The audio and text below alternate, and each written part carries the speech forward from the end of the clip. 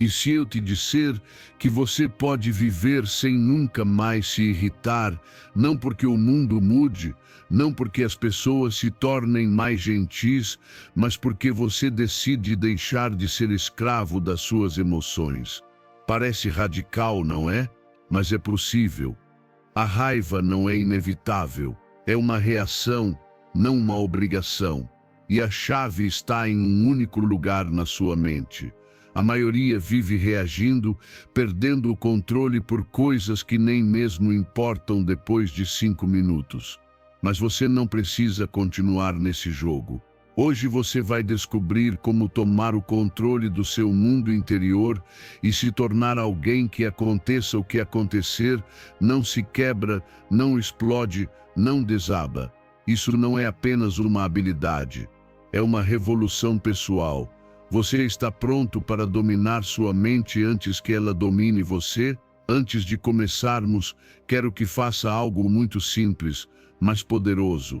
Vá até os comentários e escreva esta frase: minha calma é meu poder e não a entrego a ninguém. Sou estoico. Não é apenas para interagir, é para você, porque ao escrevê-la, você está plantando uma semente na sua mente.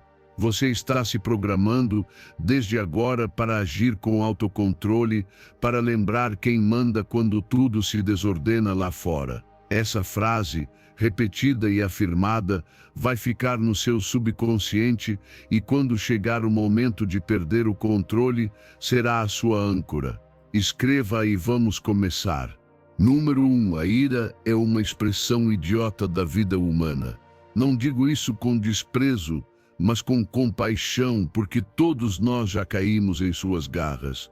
Todos já fomos arrastados por essa energia que promete justiça, mas nos deixa vazios, arrependidos e quebrados por dentro.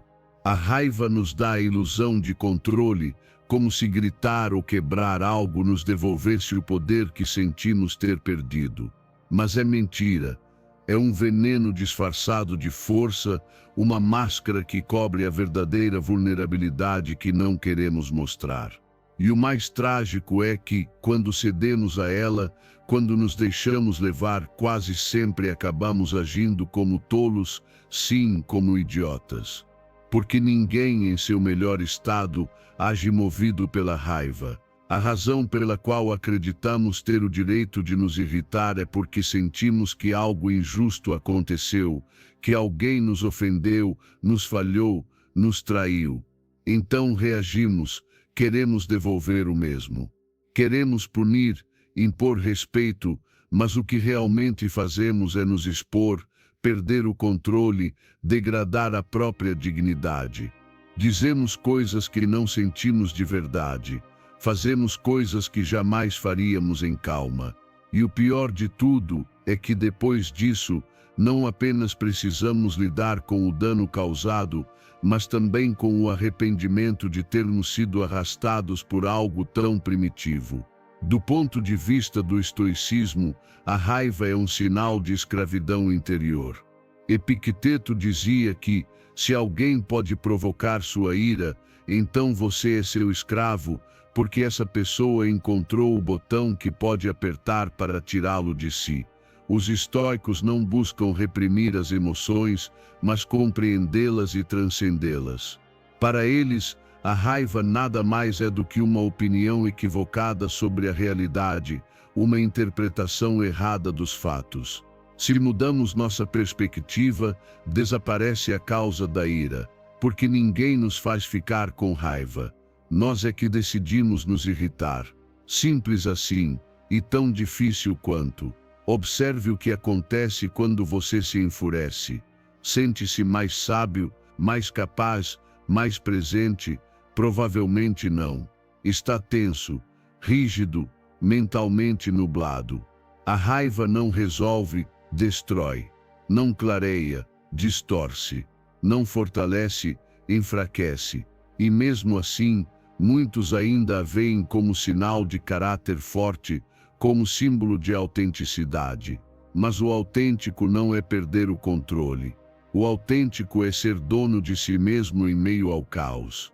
A verdadeira força não se demonstra explodindo, mas resistindo à tentação de explodir. Aplicar essa compreensão exige prática. Não basta saber, é preciso integrar. Da próxima vez que sentir que algo acende sua fúria, pare, não fale, não reaja. Sinta a emoção, reconheça-a, mas não a siga. Observe seu corpo, sua respiração, seu diálogo interno. Pergunte-se: que parte de mim se sente ferida? Que história estou contando que alimenta essa raiva? E então mude o foco. Respire, caminhe, silencie, não haja até estar calmo, porque agir com raiva é quase sempre agir com inconsciência. Esse tipo de prática não significa se tornar passivo ou permitir abusos. Significa responder com inteligência, não com impulso. Significa proteger sua energia, sua dignidade, seu centro. Quando você deixa de reagir com raiva, algo dentro de você se fortalece. Ganha presença, ganha clareza e, acima de tudo, deixa de ser marionete das emoções alheias. Ninguém pode arrastá-lo para a lama se você decidir permanecer firme. Ninguém pode rebaixá-lo se você escolher se elevar acima da provocação. À medida que desenvolve essa consciência, suas relações mudam. Você já não é alguém que explode, que fere, que se arrepende. É alguém que responde, que pensa, que age a partir da sabedoria. E isso, em um mundo cheio de reações automáticas, é um superpoder. A paz interior não se conquista evitando conflitos, mas administrando-os a partir de um lugar superior. Um lugar que não nega a emoção, mas também não entrega o leme a ela. Então, da próxima vez que sentir aquela faísca querendo virar incêndio, lembre-se disto: você não é essa emoção. Você é quem a observa.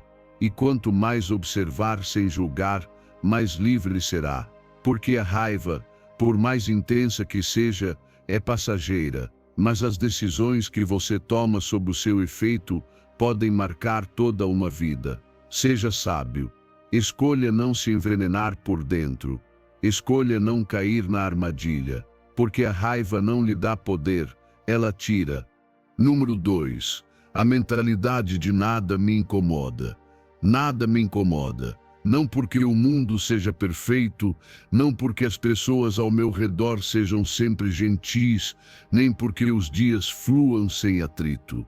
Nada me incomoda porque decidi que não vou entregar minha paz interior às circunstâncias externas. Odenanen, Adamodemen, que natalidade de nada me incomoda.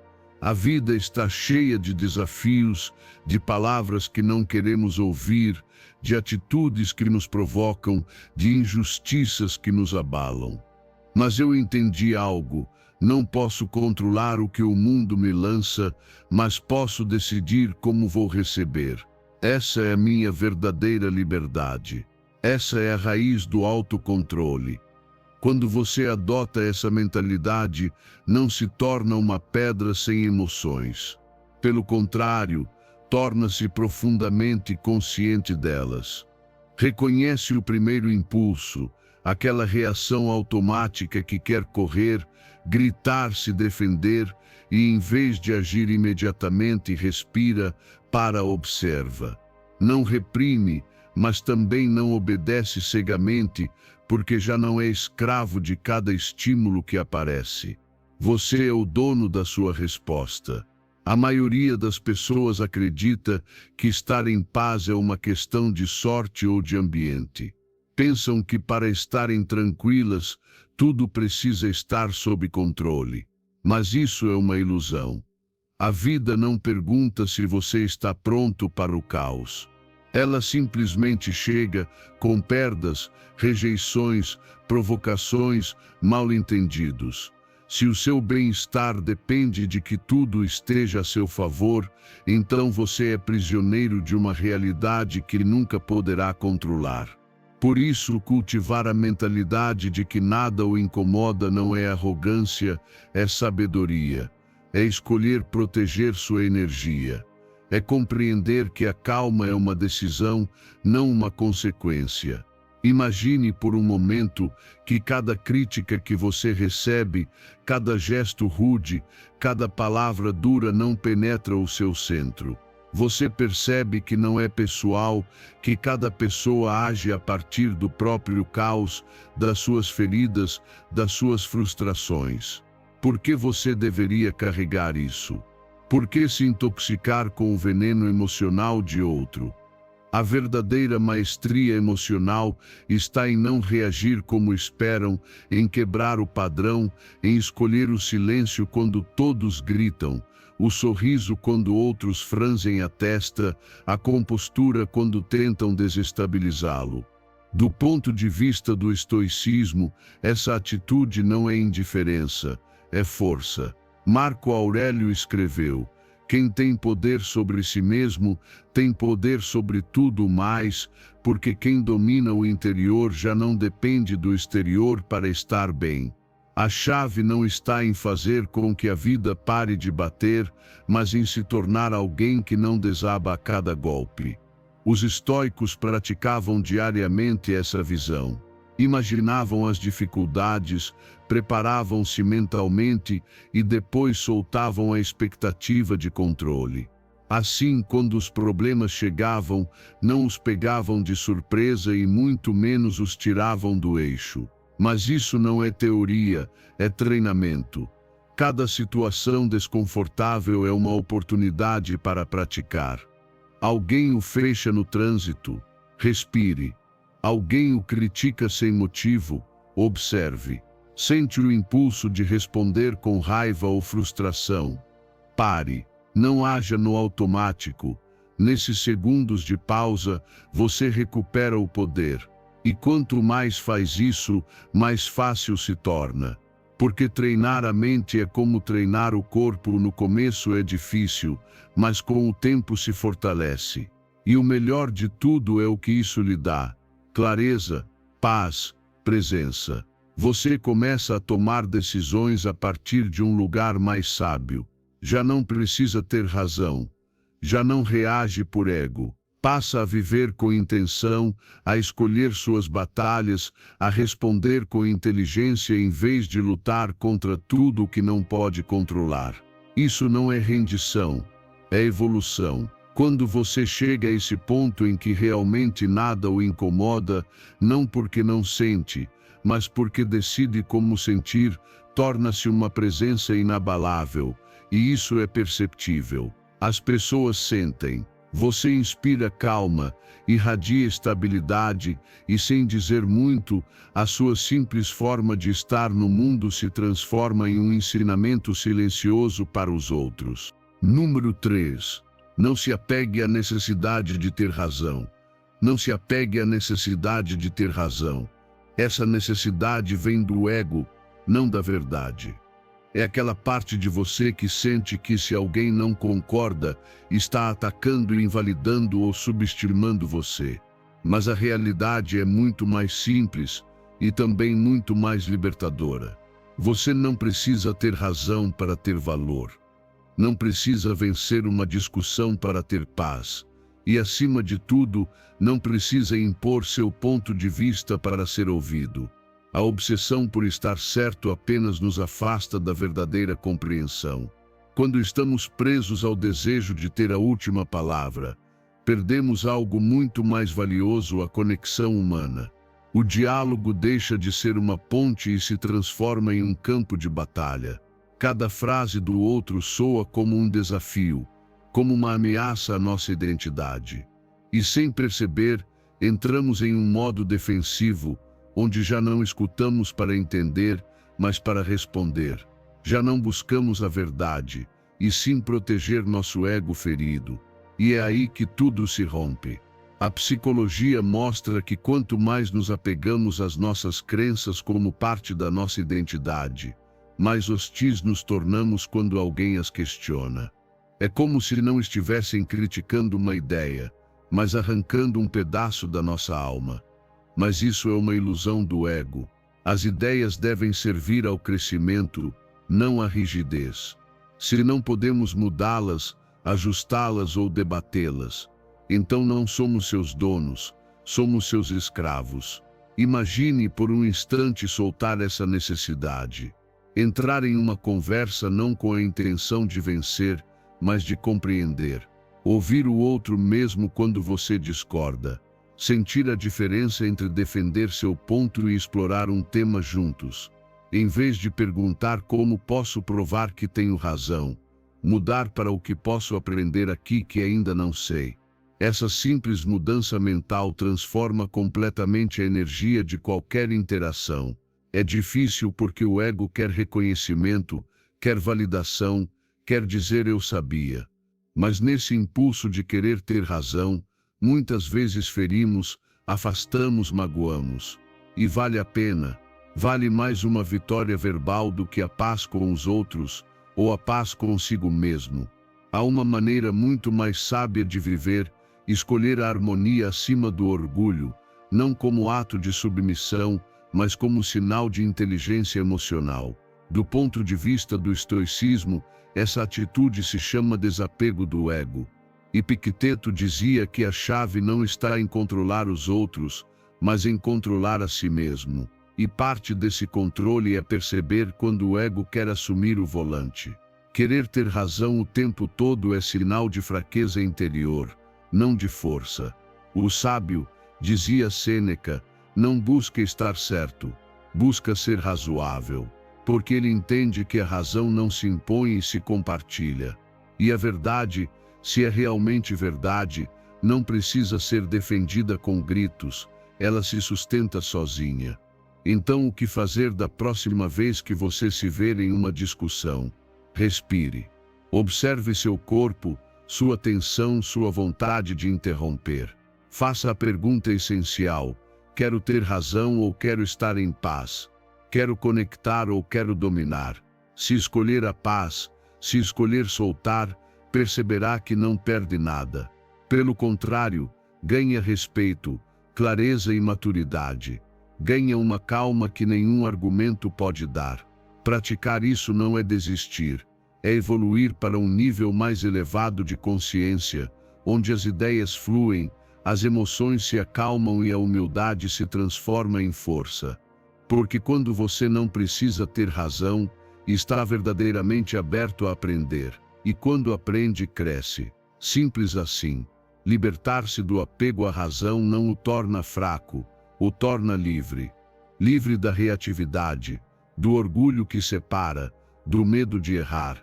E nessa liberdade, encontra um poder muito mais profundo, o de viver sem precisar provar nada a ninguém, apenas ser, ouvir, aprender e compartilhar. Isso é verdadeiro domínio interior. Número 4. Desenvolva a resiliência com uma ação oposta. Quando sentir que algo o irrita, o pressiona ou enche de raiva, faça o contrário. Exatamente o contrário do que o seu impulso natural pede. Essa é a técnica da ação oposta, porque aquilo que você sente em um momento de fúria não precisa se transformar em uma reação automática. Você pode treinar-se para escolher uma resposta completamente diferente, uma que quebre o ciclo da reatividade. Aquele instante em que todo o seu corpo quer gritar, discutir ou bater na mesa, esse é o momento crucial para mudar tudo. Imagine-se como um CEO, não de uma empresa, mas da sua própria mente. CEO, calmar, envisionar, ação oposta. Primeiro, acalme o corpo, interrompa a aceleração interna que o arrasta, respire fundo, solte os punhos, relaxe o rosto. Depois, envisionar, imagine como gostaria de agir naquele momento, como seria a versão mais sábia, serena e centrada de si mesmo. Finalmente, pratique a ação oposta em vez de discutir, fique em silêncio, em vez de responder com ironia, sorria ou mude de assunto. Parece contraintuitivo, mas é profundamente libertador. E a ciência comprova isso. Pesquisas em neurociência e psicologia comportamental demonstram que, ao interromper nossas respostas automáticas com ações deliberadas e opostas, literalmente reprogramamos as rotas neurais do cérebro. Enfraquecemos os caminhos do impulso e fortalecemos os da consciência. E quanto mais o fazemos, mais natural se torna. Com o tempo, essa prática vira uma habilidade, uma ferramenta real para os dias difíceis, para os momentos tensos, para as pessoas que desafiam nossa paciência. E o melhor é que você não precisa esperar uma grande crise para praticar. Pode começar com o pequeno. Alguém responde de forma rude no mercado, respire. Seu parceiro tem um dia ruim e fala com aspereza, observe. Não reaja. Pense. Escolha o oposto. Por quê? Porque o verdadeiro poder não está em controlar os outros, mas em controlar sua reação. Agir com calma é uma forma de respeito por si mesmo. Não é fraqueza, é autocontrole. É a prova de que você decide quem é mesmo no meio do caos. O estoicismo sabia disso há mais de 2000 anos. Marco Aurélio escreveu que a alma torna-se invencível quando não permite que nada externo a perturbe. Para os estoicos, cada emoção intensa era uma oportunidade de praticar a virtude. A raiva, por exemplo, não deveria ser negada, mas direcionada, porque o sábio não é aquele que não sente, é aquele que não se deixa arrastar. E é exatamente isso que faz a ação oposta, quebra a corrente da emoção descontrolada e o traz de volta ao presente, ao equilíbrio e ao comando de si. Claro, não é fácil. Exige prática, exige consciência, exige falhar muitas vezes e tentar de novo. Haverá dias em que o impulso será mais rápido, em que você reagirá antes de perceber, e tudo bem. Não se trata de ser perfeito, e sim de evoluir. Cada vez que escolhe agir de maneira contrária, você fortalece sua resiliência, sua paciência e sua sabedoria prática. E algo mágico acontece com o tempo, as pessoas percebem. Sentem que você mudou, que já não reage igual, que tem uma calma diferente, que não entra em discussões desnecessárias e que não se deixa provocar. Essa energia é contagiante.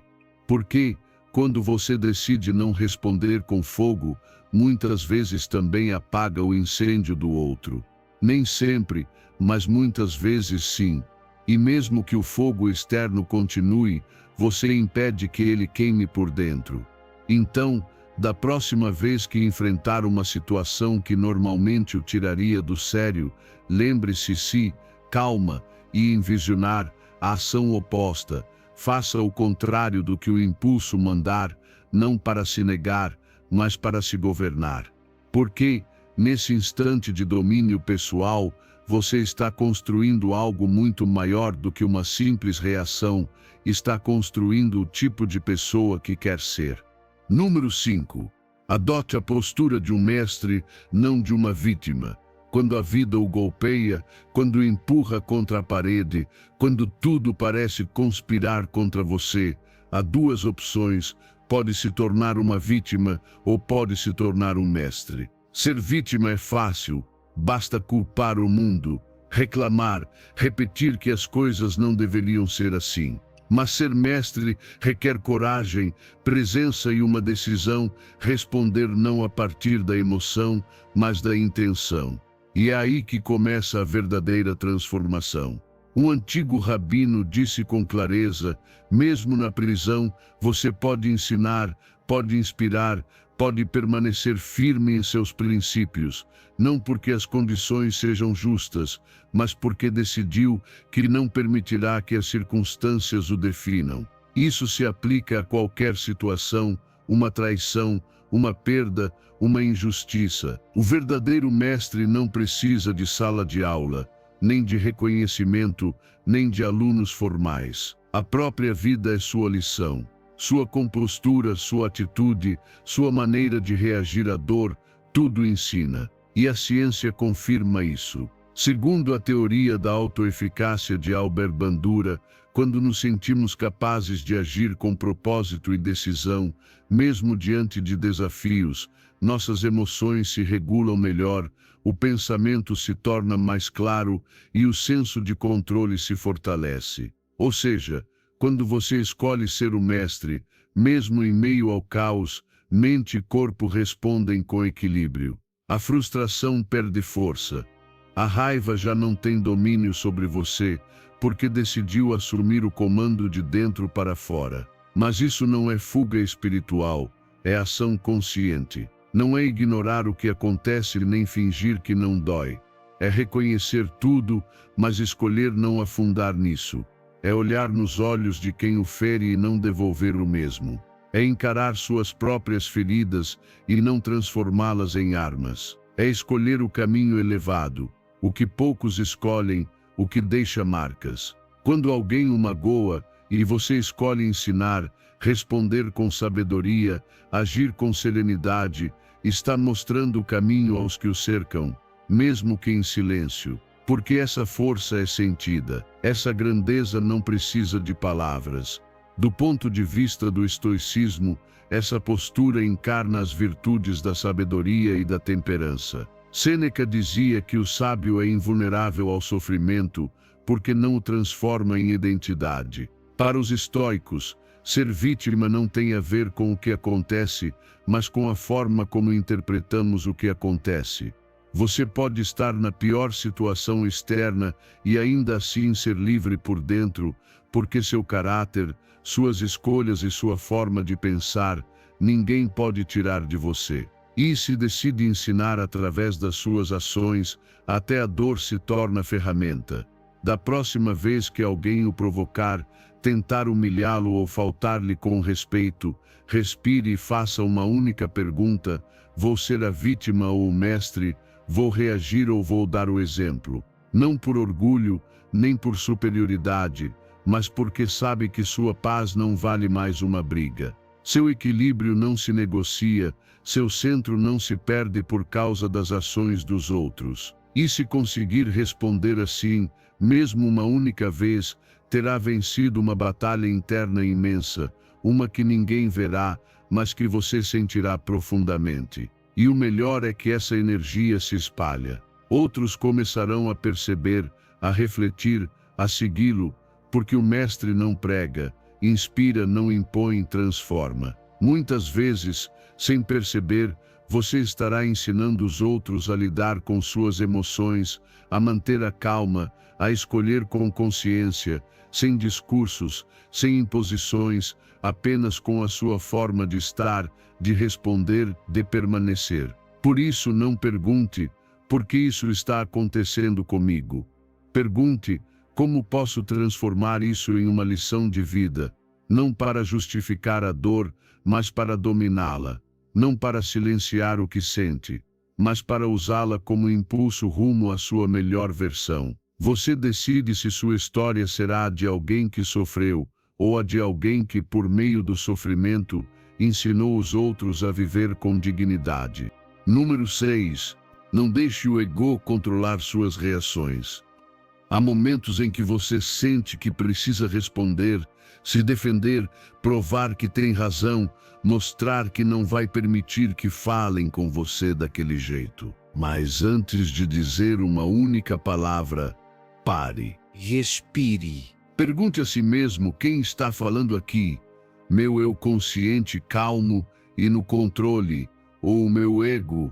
Muitas das reações impulsivas que mais destroem relacionamentos, oportunidades e a nossa paz não vêm de uma necessidade real. Vem do ego, aquela voz que grita dentro da cabeça: não se deixe, mostre quem manda, faça com que se arrependa.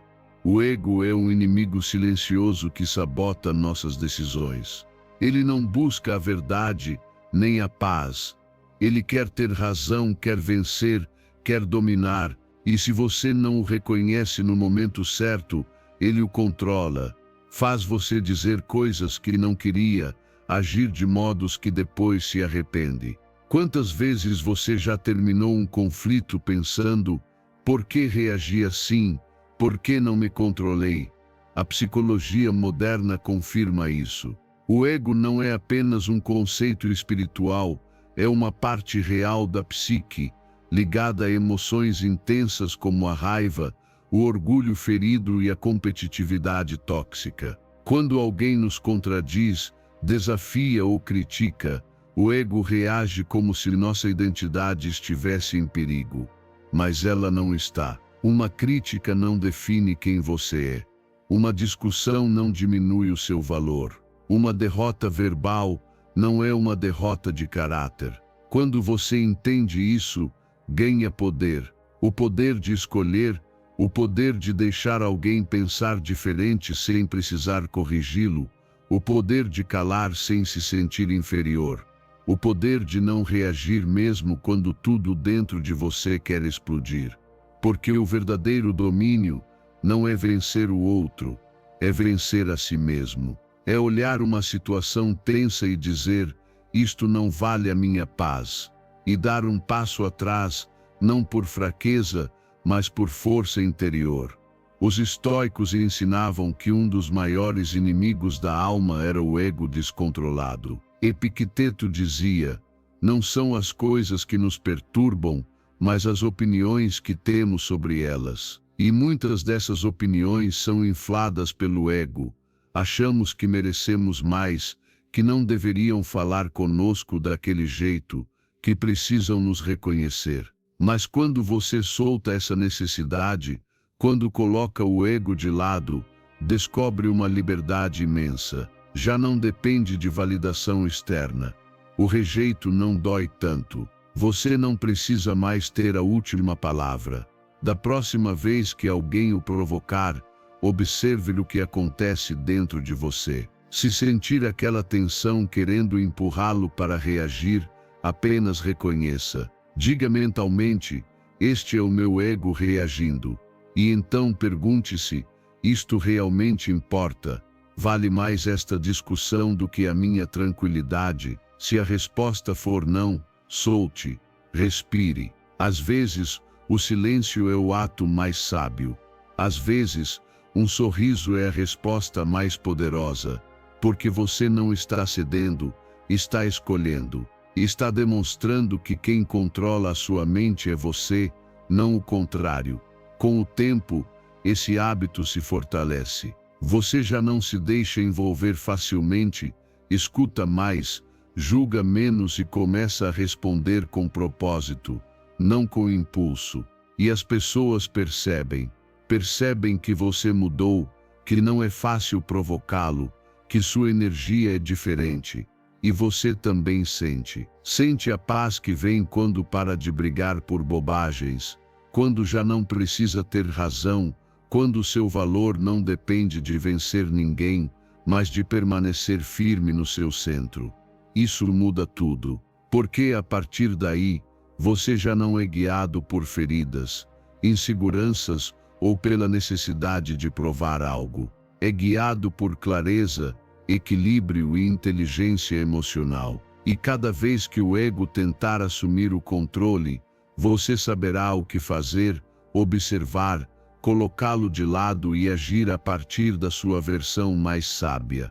Essa é a verdadeira vitória, não sobre os outros, mas sobre si mesmo. Número 7. Enfrente os desafios com mentalidade de crescimento. Toda vez que você se deparar com um problema, um obstáculo ou uma situação que parece fugir do controle, tem uma escolha. Pode se render mentalmente, reclamar, lamentar-se e perguntar por que essas coisas acontecem com você. Ou pode ativar a mentalidade de crescimento. E isso não é apenas uma frase motivacional. É uma ferramenta real, prática e poderosa. O que faz a diferença não é ter ou não problemas, todos temos, mas como você escolhe enfrentá-los. E essa escolha começa na mente. Quando uma pessoa treina sua mentalidade, ela não desaba ao primeiro golpe. Ela para, respira e começa a fazer perguntas úteis. Em vez de por que eu, pergunta o que posso aprender com isso. Em vez de pensar isso não deveria estar acontecendo, reflete como posso crescer através disso. Essa simples mudança de foco transforma tudo, porque o cérebro começa a buscar respostas em vez de desculpas, soluções em vez de queixas, e o mais importante, você recupera o poder interno que nunca deveria perder diante de nenhuma circunstância externa. A mente controlada não é a que não sente nada, é a que sente tudo e ainda assim escolhe com clareza. É a mente que, mesmo no meio do caos, se pergunta: o que faria a versão mais sábia de mim neste momento? Essa pergunta tem um poder imenso porque o tira do papel de vítima e o coloca no papel de protagonista. Afasta você do drama e o aproxima da ação. E se transformar essa pergunta em um hábito, perceberá como começa a agir com mais disciplina, maturidade e visão. Não é fácil, porque quando as coisas dão errado, o impulso é reagir, explodir ou fugir. Mas é exatamente aí que entra a prática. A mentalidade de crescimento se treina no dia a dia, nas pequenas coisas, em vez de se frustrar quando algo não sai como esperado. Observe sua reação. Em vez de desistir diante de um problema, pergunte-se que nova habilidade pode desenvolver com aquilo. Os desafios não vêm para destruí-lo, mas para lapidá-lo, moldá-lo e prepará-lo para algo que ainda não pode ver. No estoicismo, essa perspectiva é fundamental. Marco Aurélio dizia: o obstáculo no caminho torna-se o caminho. Ou seja, você não deve fugir do problema, mas abraçá-lo, porque é justamente nele que está escondida a sua próxima lição. Os estoicos não buscavam evitar a dor ou as dificuldades, mas enfrentá-las com uma mente disciplinada, serena e forte. Para eles, cada adversidade era uma oportunidade de praticar uma virtude: paciência, fortaleza, sabedoria, justiça. Aplicar isso não exige uma vida perfeita, exige um momento de consciência. Quando algo o ferir, antes de reagir, faça uma pausa. Pergunte-se: o que isto quer me ensinar? Como posso responder com mais maturidade? Como posso sair desta situação sendo uma versão melhor de mim mesmo? E não espere que a resposta venha de imediato. Às vezes, apenas fazer a pergunta já começa a acalmar a mente, colocando você em um estado de observação, não de reatividade. E a partir daí, tudo o que fizer será com mais clareza. Quanto mais praticar, mais resiliente se tornará. Não porque a vida ficará mais fácil, mas porque você ficará mais forte. Já não será abalado por qualquer coisa, já não reagirá como antes. Passará a confiar na sua capacidade de se adaptar, aprender e se reerguer. E essa confiança não vem de fora, vem de você, das suas escolhas, da sua atitude e do seu compromisso consigo mesmo. Portanto, da próxima vez que enfrentar algo difícil, não pergunte quando isso vai acabar, mas sim, o que posso construir a partir daqui. Porque cada desafio, se enfrentado com a mente certa, se transforma em uma plataforma, um degrau, um treinamento, e se mantiver firme e escolher crescer em vez de reclamar, avançará muito mais do que imagina. Porque o verdadeiro problema nunca é o obstáculo, o problema é não descobrir quem você pode se tornar ao enfrentá-lo da maneira certa.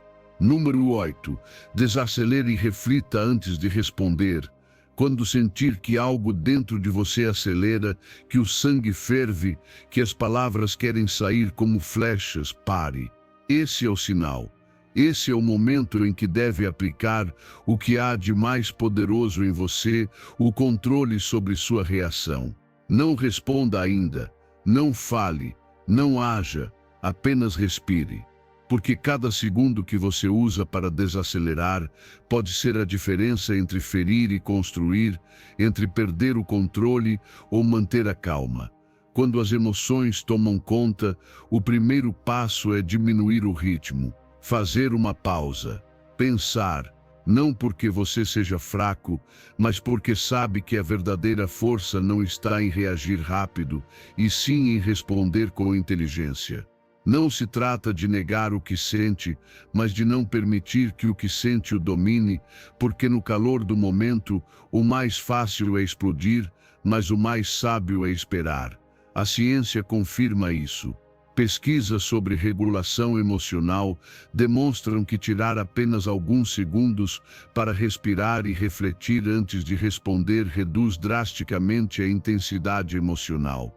Não é magia, é fisiologia. O sistema nervoso se acalma, a mente clareia e aquilo que parecia urgente, ofensivo ou intolerável começa a ser visto com mais perspectiva.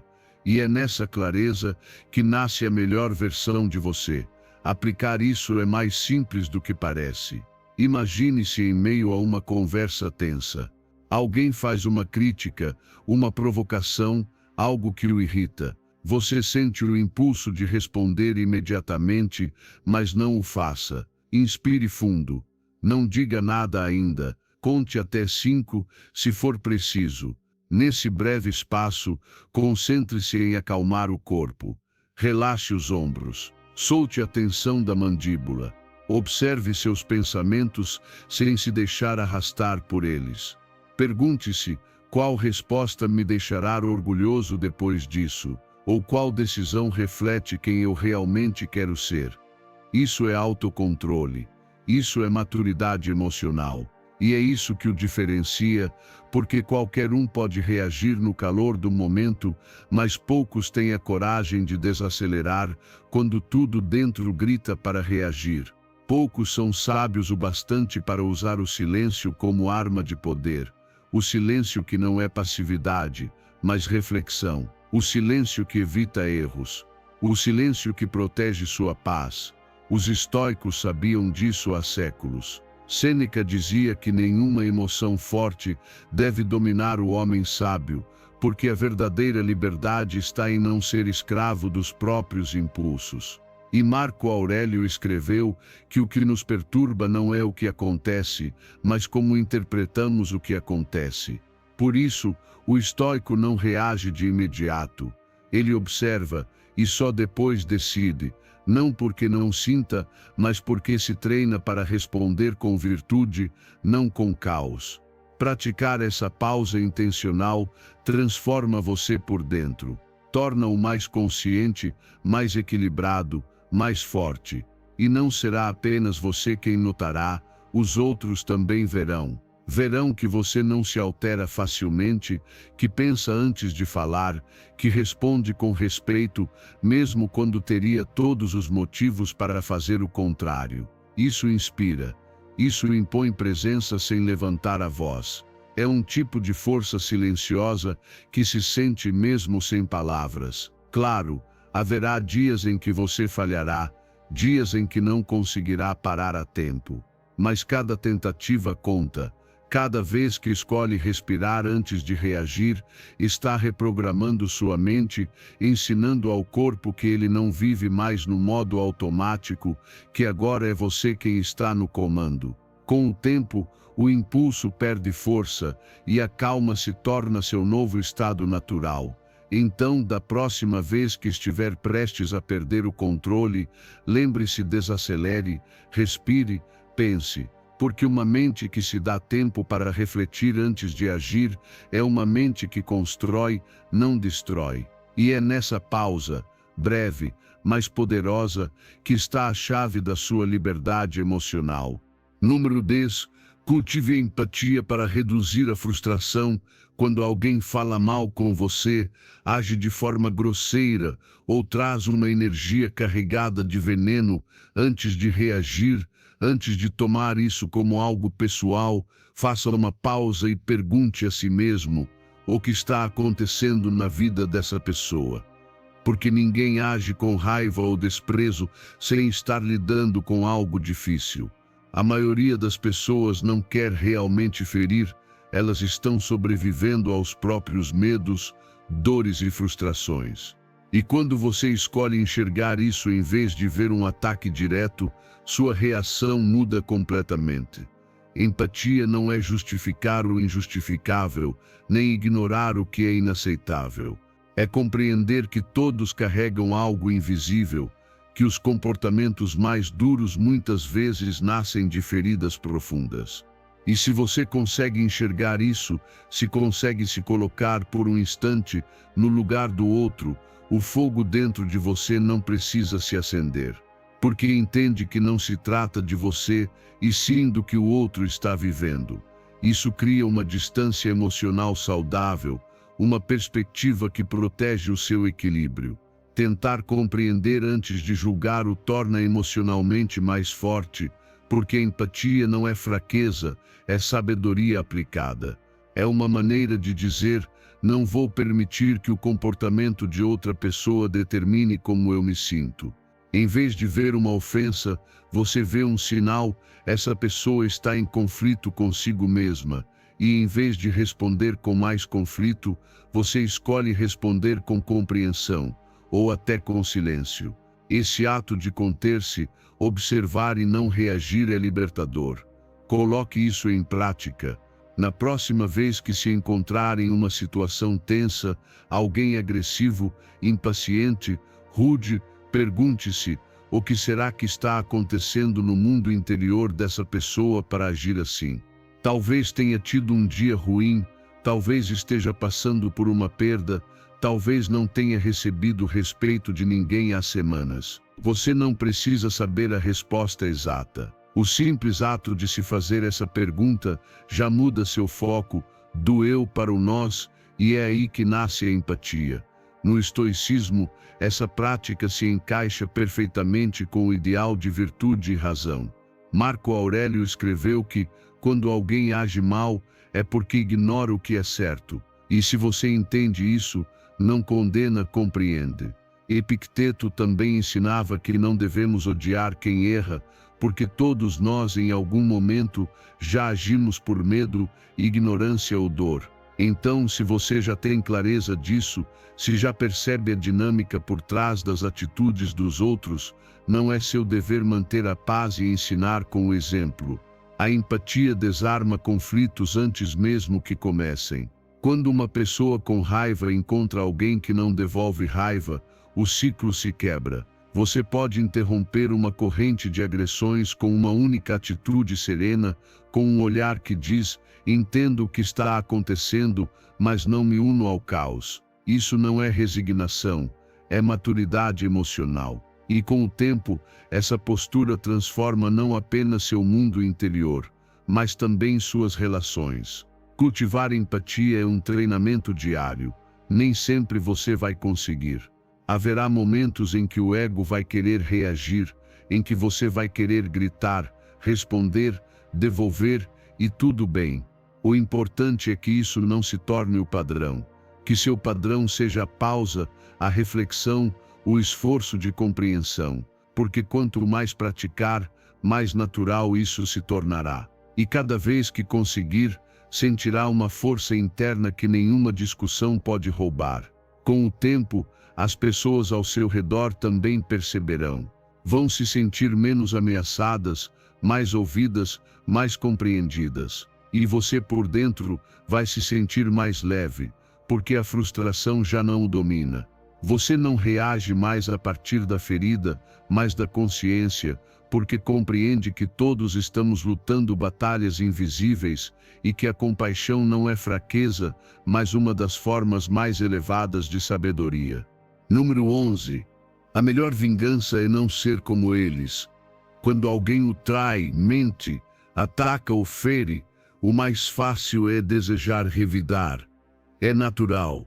O impulso de vingança surge como um pedido de justiça, como uma tentativa de equilibrar a balança. Mas há uma verdade que poucos aceitam: vingar-se não o torna mais forte. O torna igual àquilo que critica. A vingança o prende no mesmo nível, o contamina, porque no fundo ela não cura, apenas prolonga a dor. A melhor vingança é não ser como eles. Não porque você seja fraco ou tenha medo, mas porque entendeu que não vale a pena se transformar naquilo que o feriu. Você já passou por ali, já sabe o quanto dói. e justamente por isso decide não repetir. Sua paz, seu crescimento e sua energia valem mais do que qualquer pequena vitória sobre alguém perdido no próprio veneno.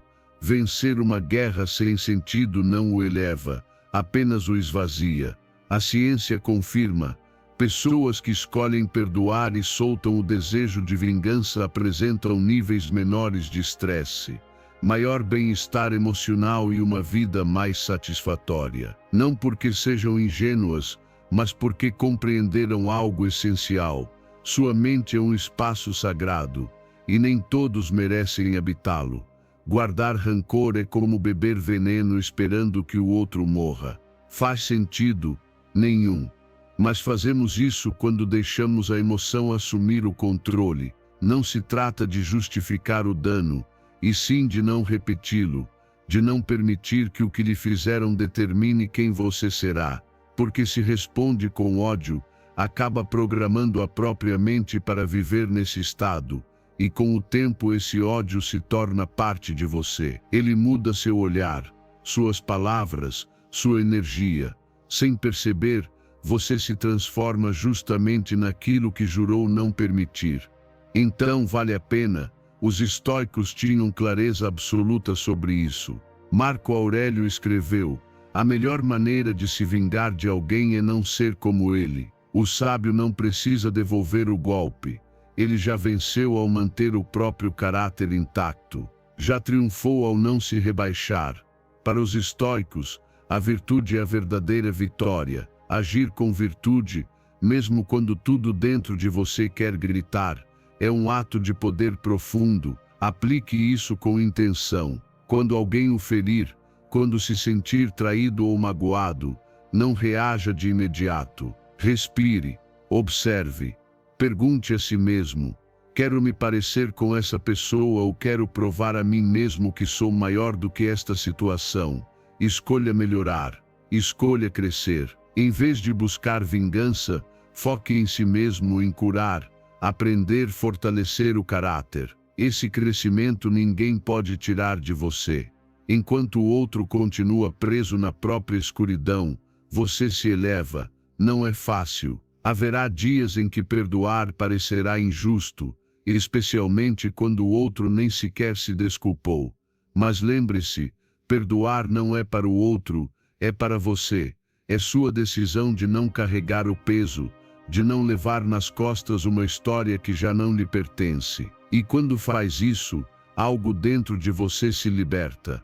Recupera energia, foco e paz. Pouco a pouco, torna-se mais forte emocionalmente, mais difícil de perturbar. Já não precisa que o outro pague, porque sabe que a vida se encarrega. E o mais importante, você já está em outro nível, em que não age por impulso, mas por sabedoria, em que não destrói, mas constrói.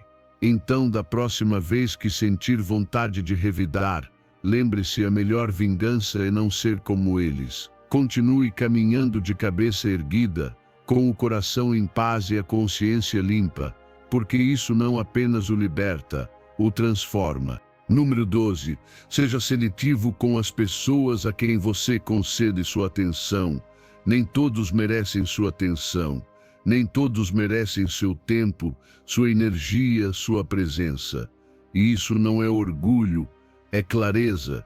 Porque se você está dando o melhor de si a quem não valoriza, está se esvaziando à toa. A vida não se trata de estar cercado de muitas pessoas, mas de estar bem acompanhado. E isso só acontece quando você aprende a ser seletivo, a dizer não, a proteger seu espaço interior como algo sagrado. A pressão social muitas vezes o empurra a manter conexões que já perderam o sentido, conversas que drenam, vínculos que só existem por costume ou por medo de desagradar. Mas a verdade é simples: cada interação com alguém que não acrescenta rouba energia que poderia ser investida em quem realmente merece. Isso não é egoísmo, é higiene emocional. É compreender que sua paz, seu foco e seu bem-estar não são negociáveis. Você decide quem entra na sua vida e quem permanece nela. E essa decisão muda tudo. Quando começa a se cercar de pessoas que o elevam, que o inspiram, que o fazem sentir-se ouvido e respeitado, tudo melhora. Sua mente se clareia, sua energia aumenta, suas ideias fluem, porque boas relações não apenas somam, elas transformam. Mas para chegar lá, é preciso fazer espaço.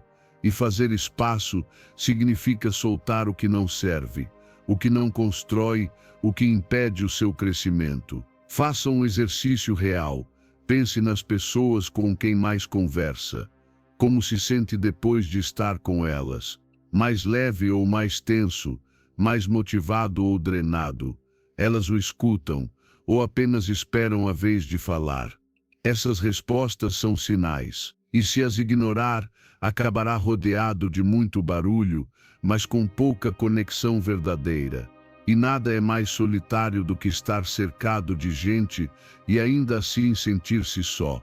No estoicismo, essa escolha é uma questão de virtude e direção de vida. Epicteto dizia que devemos ter cuidado com as companhias que mantemos, pois os hábitos das pessoas ao nosso redor nos influenciam mais do que imaginamos. Se você convive com quem reclama, critica e vê tudo pelo lado negativo, essa energia se impregna em você. Mas se cerca de pessoas com valores, visão e calma, essa vibração também se transmite, e essa sim vale a pena. A ação é simples, mas poderosa. Comece a filtrar. Você não precisa cortar ninguém abruptamente, nem criar conflitos. Apenas invista menos tempo e energia no que é superficial. Faça isso com consciência. Deixe de alimentar vínculos que existem apenas por inércia e nutra aqueles que o ajudam a crescer, que exigem autenticidade, que o impulsionam sem o oprimir. Esses vínculos são os que sustentam seu verdadeiro crescimento. E quando começa a viver assim, sente a diferença. Suas relações mudam de forma, tornam-se mais profundas, mais reais. Você já não fala por falar, nem está por estar. Cada encontro tem sentido, cada conversa deixa algo. Você já não busca preencher vazios com ruído social, mas nutrir sua vida com conexões que importam. E isso inevitavelmente eleva seu bem-estar emocional. Você se sente mais centrado, mais focado, mais você. Não precisa agradar a todos. Não precisa estar disponível para todos. Você é o responsável por cuidar da sua energia, e isso começa por ser consciente de a quem você a entrega. Dar atenção é dar poder. Se dá a quem não valoriza, perde uma parte de si. Mas se oferece a quem o respeita, o escuta e o apoia, multiplica o melhor de si. Por isso, não se sinta culpado por escolher. Se alguém se afasta porque você deixou de alimentar dramas ou negatividade, isso não é perda, é espaço ganho. Espaço para você, para sua paz, para suas relações verdadeiras. Ser seletivo não é fechar-se, é abrir-se, mas com intenção. E essa intenção é o que transforma seu ambiente e, por consequência, transforma sua vida. Número 13. Aceite a vontade da vida. Há coisas na vida que simplesmente não podemos evitar.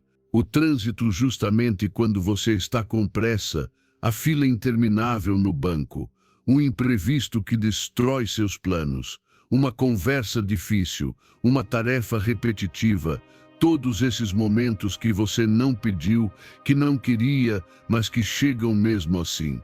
E em vez de lutar contra eles, em vez de resistir com raiva, reclamações ou frustração, e se você escolhesse aceitá-los, não com resignação, mas com vontade. Aceitar não é desistir, é reconhecer que, embora não tenha escolhido isso, isso já está aqui. É soltar a resistência interna e dizer, isto também faz parte do meu caminho. E quando faz isso, sua energia muda, você deixa de lutar contra a realidade, deixa de desperdiçar força em batalhas que não pode vencer, e em vez disso, se alinha com o momento presente. Você flui, avança, porque não está mais gastando sua paz em algo que não pode controlar. A ciência confirma isso. Estudos sobre mindfulness e aceitação mostram que pessoas que praticam a vontade diante do inevitável têm níveis mais baixos de estresse, ansiedade e frustração. Não porque amem o que é difícil, mas porque aprenderam a fazer as pazes com o que é. Elas entenderam que a vida não se trata de fazer tudo sair como querem, e sim de estar bem mesmo quando não sai. E isso, no fundo, é uma forma de liberdade. Torne isso prático. Você está preso em um engarrafamento. Em vez de bater no volante ou xingar quem está à frente, respire. Observe e diga internamente: isto faz parte do dia e posso atravessar isso sem perder minha calma. Porque perder a calma não acelera o trânsito. Ficar com raiva não adianta a fila. Reclamar não torna a tarefa mais rápida, mas sim drena sua energia, o contamina e o desconecta de si mesmo. Se em vez disso, você escolhe aceitar com vontade, até os momentos mais incômodos se transformam. Não porque mudem por fora, mas porque você muda por dentro. E quando muda por dentro, tudo mais passa a ser vivido de outra forma. Você já não está em guerra com a realidade. Está presente, em paz, disponível para viver até o que não escolheu. Os estoicos chamavam isso de amor fati, amor ao destino. Amar o destino não significa amar apenas o que é bom, mas também o que é amargo, porque se chegou a algo para você ali, um aprendizado, uma lição, uma oportunidade de crescer. Epicteto dizia que não devemos desejar que as coisas aconteçam como queremos, mas querer que elas aconteçam como acontecem. E isso não é passividade, é sabedoria. Porque quando você aceita a vida com vontade, deixa de sofrer pelo que não pode mudar e se concentra no que pode sua atitude. Cada vez que algo o incomodar, não fuja imediatamente. Observe sua reação, perceba a tensão, e então respire. Faça uma pausa. Pergunte a si mesmo: o que aconteceria se eu aceitasse isto em vez de resistir? A resposta pode surpreendê-lo, porque é nessa aceitação que começa a transformação. Você se torna mais flexível, mais paciente, mais resistente. Já não depende de que tudo esteja perfeito para estar bem. Pode estar bem mesmo em meio ao caos. E com o tempo, essa prática se torna um reflexo natural. Os imprevistos chegam, e em vez de crise, você abre espaço. Alguém o interrompe, e em vez de se irritar, você se adapta. Algo foge do plano, e em vez de se frustrar, você responde com intenção. É assim que se constrói a calma, não esperando que tudo esteja sob controle, mas treinando a mente para permanecer serena quando não está. Aceitar a vontade da vida não tira sua força, dá direção. Não o enfraquece, o centra, e desse centro você passa a viver mais leve, mais consciente, mais em paz, porque entende que cada coisa, mesmo a desconfortável, tem um lugar no seu caminho. E quanto antes a abraçar, mais rápido encontrará a lição que ela veio ensinar. Número 14. A sabedoria de escolher suas batalhas. Nem tudo merece sua energia. Nem todo comentário precisa de réplica, nem toda provocação deve virar uma batalha. Muitas vezes acreditamos que, se não reagirmos, perdemos, que se não defendermos nosso ponto, seremos enfraquecidos. Mas, na verdade, é ao responder que, muitas vezes, mais perdemos. Perdemos paz, perdemos foco, perdemos tempo. Porque nem todas as batalhas são dignas. Algumas são apenas armadilhas disfarçadas de justiça. E a verdadeira sabedoria está em saber quando simplesmente seguir adiante, sem entrar na arena. Escolher suas batalhas não é rendição, é domínio próprio. É reconhecer que sua energia é limitada e valiosa e que você não vai gastá-la com tudo que cruza seu caminho. Se alguém o critica sem fundamento, age com sarcasmo ou provoca conflito, isso não significa que você precise jogar o mesmo jogo. Você pode olhar, respirar e não reagir. E isso, longe de mostrar fraqueza, mostra controle. Porque o forte não é o que grita mais alto, é o que não precisa gritar para se sentir forte. Faça o exercício. Toda vez que sentir o impulso de responder, de se defender, de entrar numa discussão, pergunte-se: isso vale a pena? Isso vai acrescentar algo real à minha vida? Essa batalha me constrói ou me desgasta?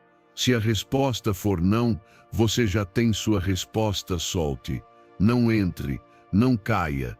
E não por indiferença, mas porque você aprendeu que sua paz vale mais que ter razão. Vale mais que vencer uma discussão inútil, mais que provar algo que não precisa ser provado. O estoicismo deixa isso claro. Marco Aurélio escreveu: escolha não ser ferido, e você não se sentirá ferido. Epicteto dizia: quando insultarem, olhe para dentro de si. Se o que dizem é verdade, aceite. Se não é, não o afeta. Para os estoicos, entrar em todo conflito emocional é sinal de escravidão interior. Se qualquer pessoa pode empurrá-lo a perder o controle, então você não tem o controle. Mas se pode decidir o que merece sua atenção e o que não merece, está começando a viver com sabedoria. A prática da não-resposta não é frieza, é inteligência emocional. É dar-se um segundo antes de agir. É criar aquele pequeno espaço entre o estímulo e a reação. Porque é nesse espaço que acontece a transformação. É onde você deixa de ser reativo e se torna consciente. Quanto mais pratica, mais clareza ganha. Já não precisa responder a tudo, nem entrar em cada discussão, nem viver em guerra constante com o mundo. E o mais poderoso, com o tempo, torna-se difícil de perturbar. Mais sereno, mais em paz.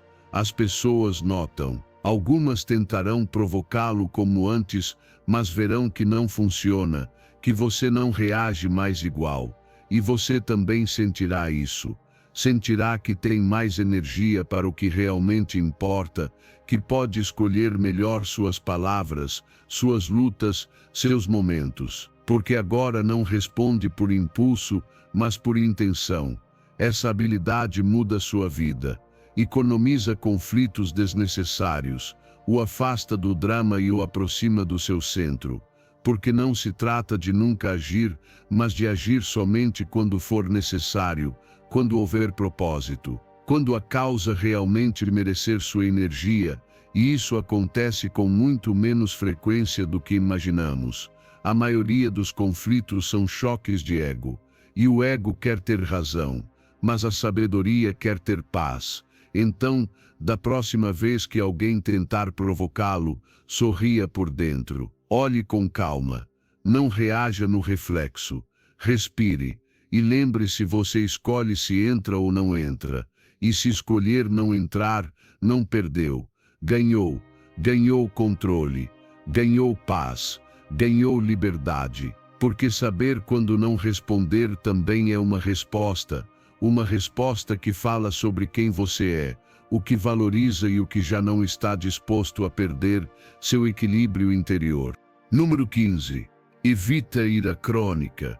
A raiva que não é processada, que não é expressa de forma consciente e transformada, se converte em veneno. Um veneno silencioso que pouco a pouco começa a contaminar cada canto da sua vida. No início você nem percebe, parece apenas um incômodo passageiro, um mau momento, uma reação normal. Mas se a deixa ali, se a acumula, se a ignora ou a justifica, essa raiva se torna crônica. E quando se instala, não afeta apenas suas emoções, mas também seu corpo, suas decisões e seus relacionamentos. Essa é a armadilha da raiva crônica, ela se normaliza. Você começa a viver em tensão, em queixa constante, em ressentimento silencioso. Qualquer coisa, por menor que seja, o irrita. Tudo parece pessoal, tudo soa como ameaça. Suas conversas se enchem de reações, sarcasmo e distância emocional. Seu corpo se endurece, sua mente se esgota, e o pior é que você começa a acreditar que viver assim é normal. Mas não é. Você está carregando algo que já deveria ter soltado há muito tempo. A ciência é clara. Estudos sobre emoções crônicas mostram que manter raiva constante aumenta o estresse, eleva o risco de doenças cardiovasculares, enfraquece o sistema imunológico e está ligado à ansiedade e depressão. A raiva sustentada não é apenas uma emoção, é um fogo interno que consome energia vital. E se você não o apaga, se não o canaliza, ele o consome por dentro. O que fazer? Não se trata de reprimir o que sente, nem de fingir que está tudo bem.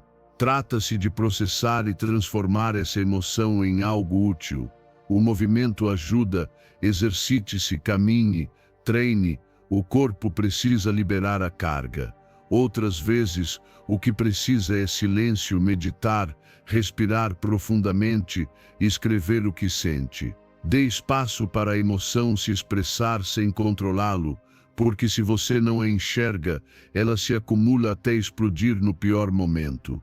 Também é essencial entender de onde ela vem, o que você ainda carrega e não disse, que ferida não foi curada, que lembrança continua sendo fonte de raiva. Muitas vezes, a raiva crônica não vem do presente, mas de um passado não resolvido. Quando começa a olhar isso com honestidade, sem culpa, com curiosidade, pode finalmente soltar, não para justificar, mas para deixar de carregar. Para os estoicos, a raiva é uma emoção que deve ser observada com firmeza. Sêneca escreveu um tratado inteiro sobre ela e dizia que a raiva é a mais perigosa das paixões, porque fere não apenas o outro, mas também quem a sente. O sábio não busca eliminar a emoção, mas não ser dominado por ela. O verdadeiro poder está em controlar a reação, em manter a clareza mesmo quando tudo dentro de si quer explodir, não por repressão, mas por domínio interior. Então, toda vez que sentir a raiva crescer, não se culpe, observe-a, pare, não reaja imediatamente. Respire, pergunte-se, o que estou realmente sentindo por baixo dessa raiva? O que preciso entender, soltar ou mudar? E depois haja, mas haja com intenção, não por impulso. Use essa energia para aproximar-se da paz, não para se afastar dela. Com o tempo, essa prática enfraquece a raiva. Ela já não o domina, já não o define. Você ainda sente, claro, mas não fica preso. Vive mais leve, suas relações melhoram, sua saúde se estabiliza, sua mente se torna clara, porque já não carrega esse fogo permanente que queima por dentro.